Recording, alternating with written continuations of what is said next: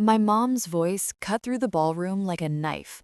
I just don't understand how David became so successful while our daughter, well, she's always been the quiet one.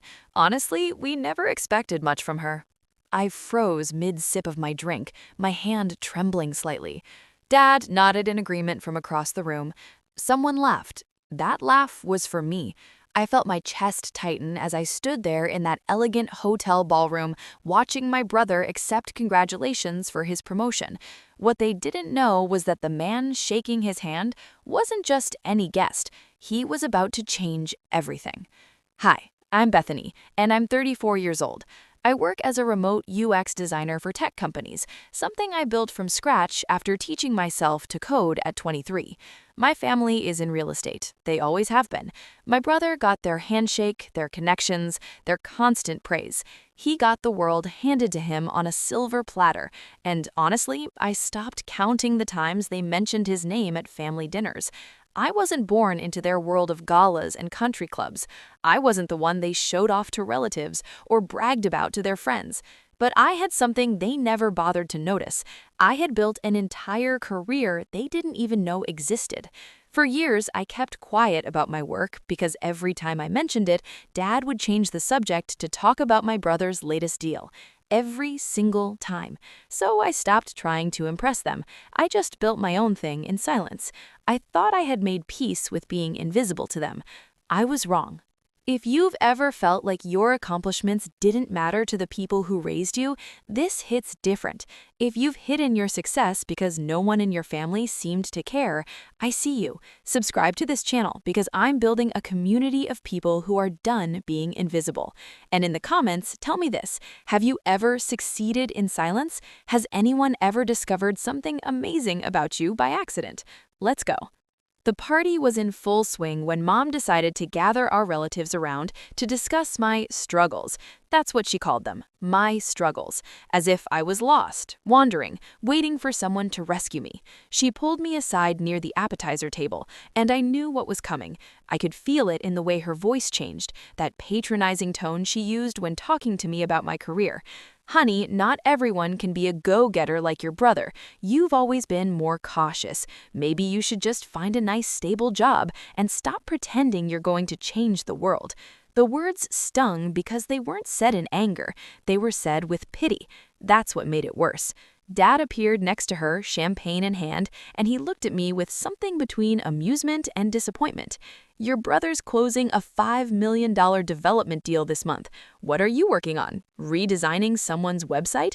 He said it mockingly, and several relatives laughed. The sound of that laughter echoed in my ears. I turned to leave, my face burning with humiliation. That's when she tapped my shoulder. A woman I'd never seen before, someone elegant and composed, pulled me gently away from the group. I couldn't help but overhear. "Can we talk privately? I have a question for you." The family watched in confusion as this powerful stranger led me to a quiet corner of the ballroom. I had no idea who she was. I had no idea that moment would change my entire life. But before we get there, I need to tell you about everything that led to that night, about the years of small betrayals that had slowly broken something inside me. Just 3 days before the party, I had mentioned to Mom that I was being recruited for a senior design role at a major tech firm. It was a big deal for me. I was excited. She smiled that tight smile and said, "That's nice, dear, but don't get your hopes up. Those companies want people with real connections. They want people from the right families." Her words stung, but I was used to the sting by then. A month earlier, I wasn't invited to the family's exclusive dinner. It was supposedly just close family, but then I found out my brother brought his new girlfriend, someone he'd been dating for 3 weeks. 3 weeks, and she got an invitation. I'd been their daughter for 34 years and didn't make the cut. 2 years ago, I designed the website for Dad's real estate company. I did it for free, hoping that if I showed them what I could do, they'd finally see me. I poured myself into that project, staying up late, perfecting every detail. Dad presented it to his clients as our team's work. He never mentioned my name. When I gently corrected him at dinner, he changed the subject. Just like that, moved on to talk about the weather. Despite each betrayal, I kept working. I kept improving my craft. I kept applying for better positions. I kept showing up to family events even though they made me feel smaller and smaller. But with each interaction, the pain grew. They had no idea what I was actually capable of, and I was starting to realize they never would. What they didn't know was that I had been running an anonymous design blog for the past 2 years. It had gained 250,000 followers. I posted design principles every week, solutions to real problems that real people faced. Those posts were being studied by some of the biggest tech companies in Silicon Valley. I never told my family because the moment I did, it would become about them, their feedback, their doubts, their need to take credit for my success. I had learned to build things in the shadows, where no one could diminish them, where no one could laugh at my dreams or question my abilities. The blog was mine alone, and that made it sacred.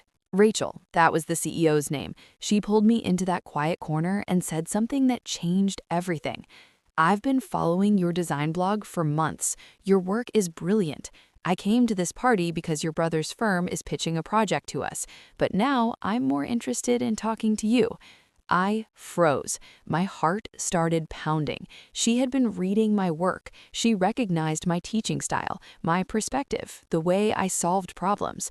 She saw me in a way my own family never had. We talked for nearly an hour. My brother kept trying to insert himself into the conversation, moving closer, trying to understand why this powerful woman was so focused on me. Rachel politely excused me to get my contact information, and I watched my brother's face as he realized something was happening that he didn't understand. The family assumed she was just making small talk or offering a pity job out of sympathy. I heard my brother tell Mom, "Rachel probably just felt bad for her. That's nice of her." He said it like I was a charity case, like I needed their pity. That night, Rachel texted me with an offer, a senior design role at her company, a salary 40% higher than what I was making, equity, benefits, everything I had been working toward in secret. She was offering me validation from someone who actually mattered. 1 week after the party, Rachel reached out with another proposal. She wanted to announce my hiring publicly, a press release, social media, the whole thing. I said yes without hesitation. The announcement went live on a Tuesday morning. We're thrilled to announce Bethany Mitchell has joined our team as Senior Design Director. Bethany is the creator of the viral design blog, Design Principles for Real People, which has influenced design thinking across the industry. Her work speaks for itself. Within hours, my brother saw it. He shared it in the family group chat with confusion. "Wait, is this our Bethany?" The question sat there in the chat like a bomb. Tech news outlets picked up the story. Design community members celebrated my hire. Within 24 hours, 50,000 people were discussing my work online. My phone wouldn't stop buzzing. LinkedIn messages from people in the industry telling me they had followed my blog for years, that my work had changed how they approached design, that I mattered. My dad finally understood. He called me that night, his voice quiet. "Wait, you're the one who wrote that blog? Why didn't you tell us?" I took a breath before answering. "Because every time I tried to share something I built, you made me feel small. I learned I was better at building things when you weren't watching. And you know what? I was right." My brother reached out privately the next day. "I didn't realize. I thought you were struggling. I thought you needed help." I didn't respond for hours. When I finally did, I said, "I know, and I'm okay with that now." And I meant it.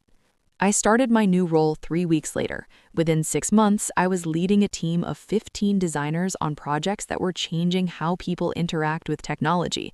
Real impact, real recognition. My family started to understand what they had missed. Mom told people at her book club, "My daughter works in tech, you know, she's quite successful." The same woman who called me worthless was now bragging about me to her friends. I didn't need her validation anymore. I never did. The validation came from doing the work. It came from being seen by people who actually understood what I was building. I still go to family events. I still show up, but I don't wait for them to notice me. I don't need them to. I live my own life now. I make my own decisions. I celebrate my own wins with people who get it. The people who truly matter will find you, not because they feel obligated, but because they recognize your worth. Everyone else, they're just background noise. If your family dismissed your career or your dreams, you know exactly how this feels. If you've ever succeeded despite people not believing in you, I want to hear it. Subscribe and drop your story in the comments. This community is full of people who were told they weren't enough and proved that narrative wrong. Click hype to help this story reach everyone who needs to know they're being watched by the right people, even if their family isn't watching. Your story has power. If you felt a connection to mine, please subscribe and share your journey in the comments. Every hype you give this video helps empower someone else. Thank you for being here and for listening.